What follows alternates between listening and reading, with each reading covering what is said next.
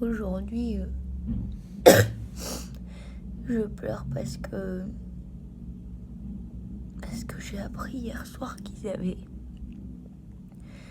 commencé à évacuer la ZAD à Notre-Dame-des-Landes et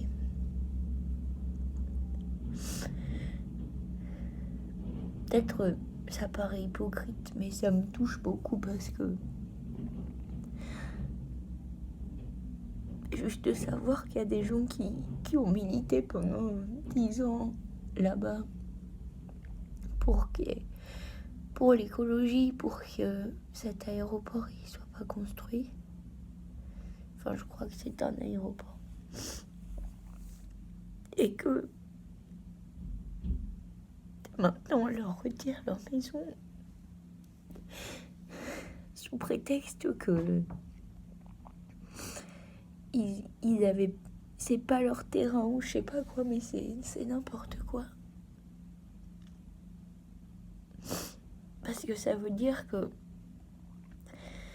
la loi, elle passera toujours au-dessus de tout et c'est ridicule en fait.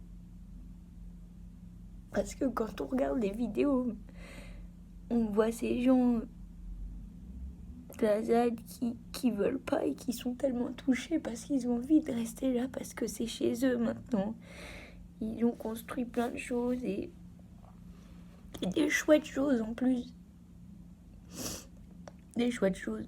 Une vie différente. Et puis, t'as les policiers qui sont aussi des humains et qui sont là pour les dégager.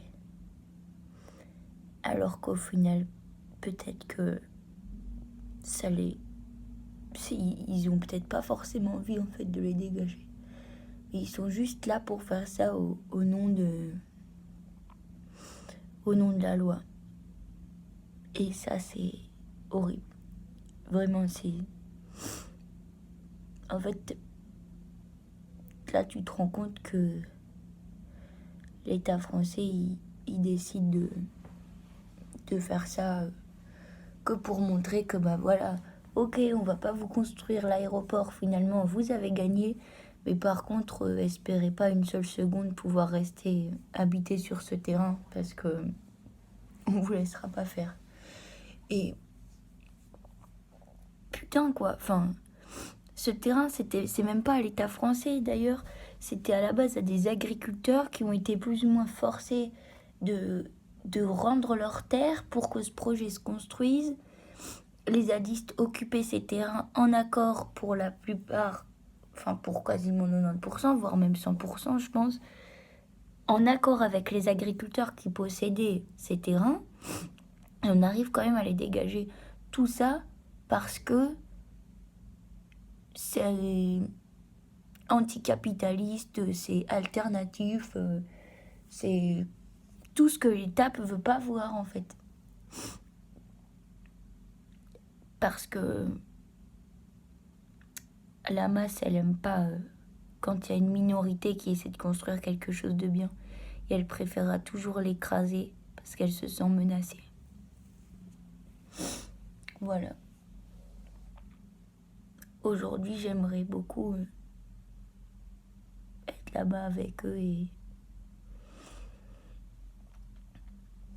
et pouvoir les aider à ma manière. Mais je peux pas.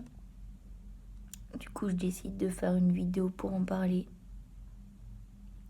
et pour apporter mon soutien à tous ces gens qui, j'imagine, ont vu mourir un projet de vie utopique, à tous ces optimistes qui seront sûrement déçus.